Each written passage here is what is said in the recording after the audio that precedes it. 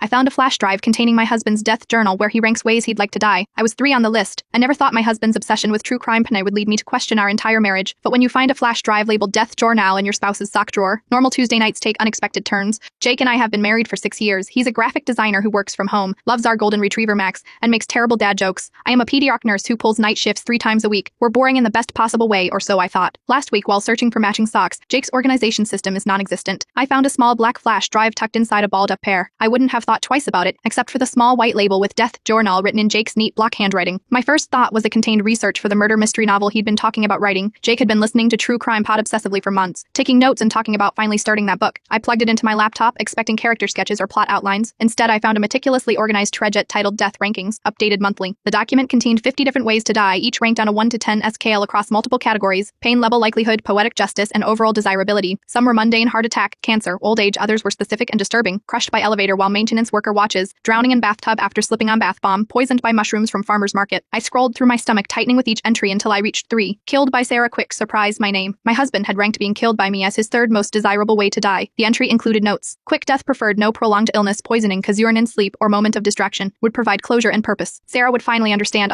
What was I supposed to understand? I checked the document properties. Last modified yesterday. This wasn't some old file from before we met. This was active, current, maintained. I scrolled to see what ranked higher than being killed by me. 2 was saving child from traffic accident. 1 was portraying Sarah from home intruder. Both scenarios where he died saving someone, both involving me. I closed the laptop and put the flash drive back exactly where I found it. That night when Jake came to bed, I studied his face in the dim light from our bedside lamp. The same face I'd woken up to for 6 years. He smiled sleepily at me and asked about my shift at the hospital. It was fine, I said. Choir night. The best kind, he murmured, already half asleep. I lay awake for hours wondering what else I didn't know about the man reading softly beside me. Was this a fantasy, a creative writing exercise, or something darker? The next morning I called in sick to work for the first time in 3 years. I waited until Jake left for his weekly coffee meeting with clients, then searched our home office. In his desk drawer behind tax documents, I found a leather-bound journal. Inside were handwritten entries dating back 2 years, detailed scenarios of his death, many involving me finding his body, or in some cases being the cause. The writing wasn't angry or accusatory. If anything, it was loving, protective, as if his death would somehow benefit me. One entry read: Sarah would be devastated initially, but the life insurance would free her from nursing. She could finally open that bookstore she talks about. My death could give her that. Another: if I died saving her, at least my last act would mean something. She would remember me as heroic instead of ordinary. I was still holding the journal when I heard the front door open. Jake was home early. Sarah, he called. Your car's here. Are you okay? I didn't hide the journal. When he walked into the office, I simply held it up, questions in my eyes. His face drained of color. That's private, he whispered. Am I in danger? I asked directly. Are you what? No. He looked genuinely shocked. It's not